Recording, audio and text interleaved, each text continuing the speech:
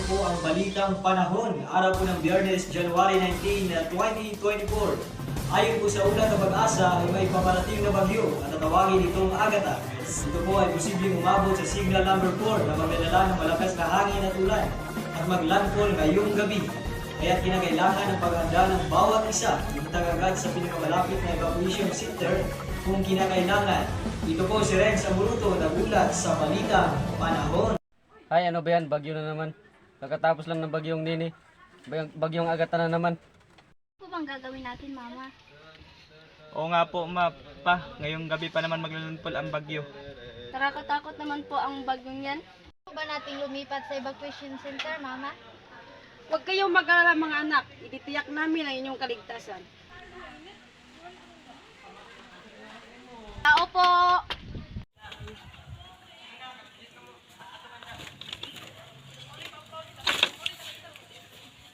Gandang araw po sa inyo. Pinapapunta nga po pala kami ni Kapitan dito sa inyong lugar upang ipaalam sa inyo na kailangan nyo pong pumunta sa evacuation center nang sa ganun ay matitiyak po namin ang inyong kaligtasan. Sige po, mag-ingat po kayo. Maraming salamat din po sa inyo. Kung ganun po, maraming salamat sa inyong pag-aalala. Huwag po kayong mag-alala. Pupunta kami sa evacuation center ngayon din. Kailangan na natin kumilos. Magsiyanda na kayo at kunin nyo na ang inyong mga gamit. Punta po ba tayo sa evacuation center, Papa? Oo anak, dahil matitiyak namin ng mama mo ang inyong kaligtasan. Siya, tama na nga yung daldal. Kumilos na kayo dyan at ihanda na yung kailangan yung daldal. Opo, Mama. Noel, Chiska, Jika, malapit na ba kayo dyan? Malapit na po, na po. Mama. Mahal, pakisirado nga ng bintana at patayin na rin ang mga ilaw para iwas aksidente. Oo mahal.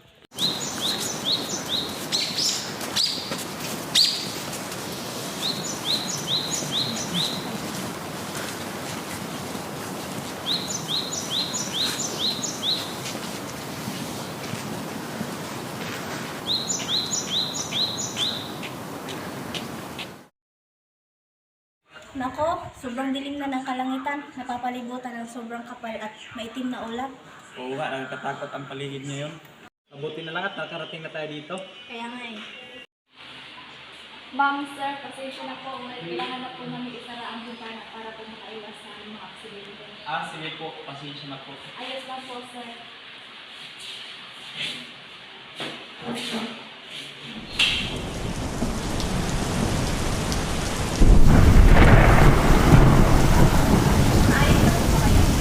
Ayos lang naman ako, anak. Nag-alala lang ako. Ano po ang pinag-aalala niyo, Mama? Nag-alala lang ako sa maaaring mangyari, lalo na sa ating paligid. At baka marami na lang matutumbang puno at masisirang bahay dahil lang sa bagyo. Tama po kayo, Ma'am, pero hindi natin tayo pigilan ang mga trahedyang darating sa atin. Tama ka, anak. Wala tayong magagawa upang pigilan ito. Ngunit may magagawa tayo tulad ng pagtanim ng mga puno upang makaiwas tayo sa pagbaha.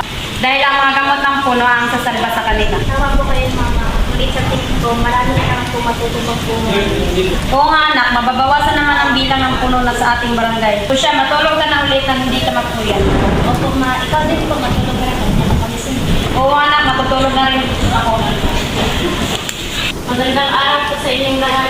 Sa ngayon po ay hindi na masyadong malakas ang hangin at ulan. Ngunit hindi pa po pinapayagan ang lahat na lumabas nang sa ganun po ay makaiwas tayo sa mga aksidente. Inaasahan po namin na ang iyong aktibong pakikioperasyon.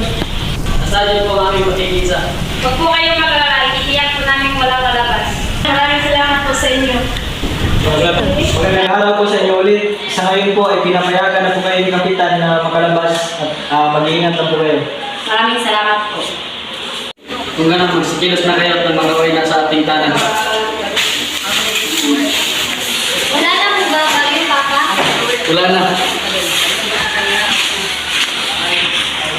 O sige, bilisan nyo na dyan. Nako, ang laki naman nasira ng bagyong Agatha. Kailangan nating magtulungan para malinis ito.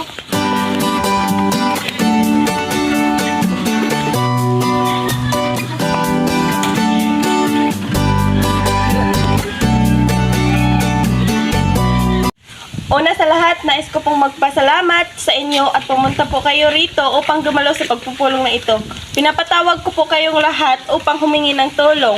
Nais ko pong magtulungan tayo na ibalik at palitan ang kung anumang nasira ng bagyong Agatha.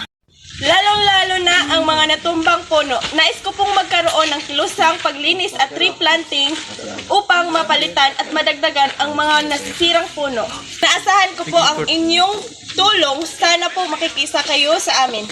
Ayon lamang po at maaari na kayong umuwi sa inyong tahanan. Mag-iingat po kayong lahat. Ang bait talaga ni Kapitana, inaalala ang ating kaligtasan. Tama ka, at syempre, dahil iniisip niya rin ang ating kaligtasan, kaya saludong-saludo ako sa kanya.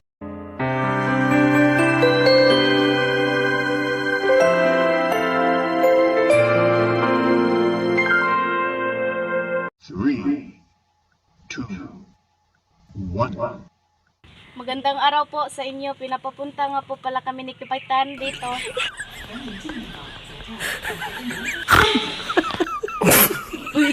Angel man ga, Angel. Sige. 1, 2, 3. Hoy, sige man.